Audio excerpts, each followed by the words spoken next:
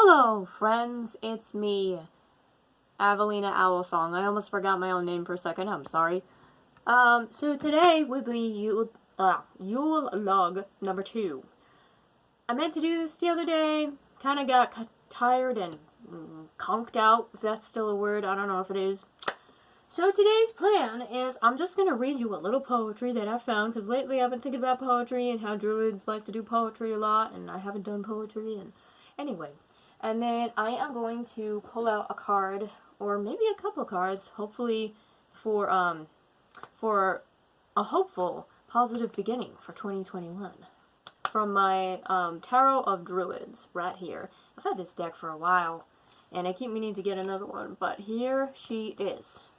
And then finally, and I don't know if I'm going to do this in this order, probably not, but I think I'm actually going to do this next. I'm going to be talking just a little bit about a great series I started a little while ago. So this is the Wheel of Time, and yeah, I'm just going to be talking about that real briefly.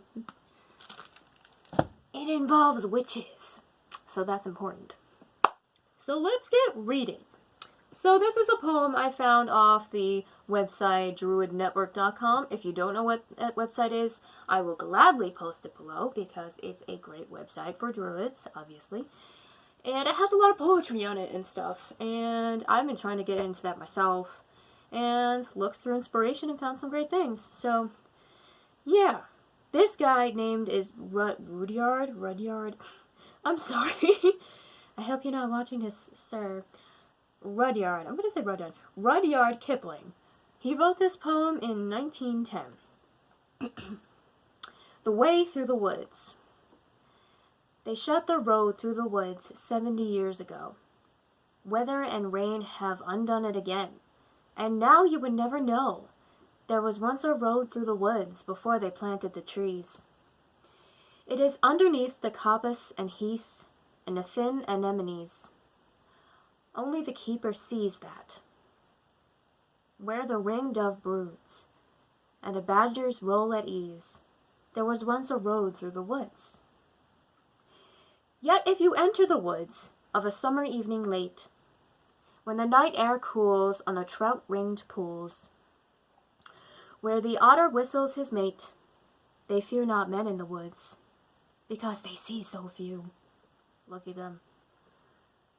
You will hear the beat of a horse's feet, and the swish of a skirt in the dew, steadily cantering through the misty solitudes, as though they perfectly knew the old lost road through the woods. But there is no road through the woods. I love that poem so much, because it's just a great poem about how nature and how everything around a natural place never forgets, but mankind does. Anyway, I thought that was great. So, let's talk about books. Shut this down, or off, or whatever. So, a lot of you actually have probably heard about the Wheel of Time if you read it all. They're actually going to come out with a TV series soon, I think, or they're trying to. I think they were going to come out with it this year, but, you know, virus, so.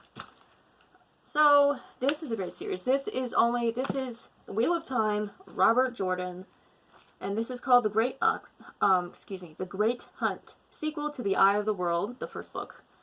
And there's 13 or 14 books in this series. I am not kidding. And yeah, each book, as you can see, it's small print, and they are relatively small print. And this book is a thick guy, and he is, how many pages is this? Hang on a second. 598 pages. I am on page, where am I? And I am on page, I'm up to chapter 11, Glimmers of the Pattern. Page 159. I'm supposed to send this book to the library in 5 days. I'm not the fastest reader, so I don't know if that's going to happen. But that's fine. I am going to finish this. So, basically, long story short, this is about a young man who finds himself being able to channel a power, as we would know it, witchcraft. But there's a group of people in this world known as the Aes Sedai, and basically they're all women. He's a man, And there's a very special situation, a very dark special situation in which a man can channel, but he has to learn how to control it. And then his friends get affected in other ways and get powers. They have to run from all kinds of creatures to get to certain cities, and it's crazy. If you've ever watched Lord of the Rings, you know they have to like run they have to run from like wraiths and stuff like that. It's a similar kind of thing in the beginning. But after a while, they start looking for certain magical objects that are very important. And I'm not explaining this very well, but it's a great series. You should really read it if you're into fantasy in any way, shape, or form. I would say about this author, one thing I've noticed about him is that he's really, really great at writing, like, action. He's really great at writing action scenes. Like, they're not predictable. They come out of nowhere. And there's some where you were even expecting the danger, and it's still... When there's scenes that the characters are like, be forewarned, this place is horrible, it's like he amps up the danger and the fear to make sure, like, you are still impacted, which I think is cool. It seems like he does that. And the character development of this is spectacular. It's very, very slow. It's like a sort of a slow burn with the character development, and each character, some of the characters, and I'm not the only one who thinks this, some of the characters come off as, like, very, like, in your face or annoying. But they develop and they grow and you learn more about them, and it's just fantastic. And each character has a very unique voice too, which I like. It's also the world building. The attention to detail is wonderful. You really have to pay very, very close attention to this. It's got like a huge, like, does this one have it too? This one should have like a, yeah, it's got like this huge, huge appendix, kind of like, again, like Lord of the Rings, I guess, a little bit, but it's got like this huge appendix of all this stuff. So yeah, it's a great series. It takes time and work and effort to get through, but I think, well, I'm only on book 2, but so far it seems worth it. So yeah, and also it involves a group of witches and a witch trying to help this guy. So how can you go wrong, you know? Man, who's ready for a reading? I so want another deck. I've been seeing decks on like Twitter and like the internet, and I'm like, oh my gosh, there's this deck having to do with vampires. There's a deck that has to do with like the earth, and I'm just like, I need more in my life, but these guys are expensive. I got this Tarot of Druid deck. I have a video on it actually. I got this and it was like $26, and that was a couple of years ago. So, or a year or two ago? I don't even know. This virus is making me, like, lose track of time. I swear to God, because, like, this last year has been just so... nothing?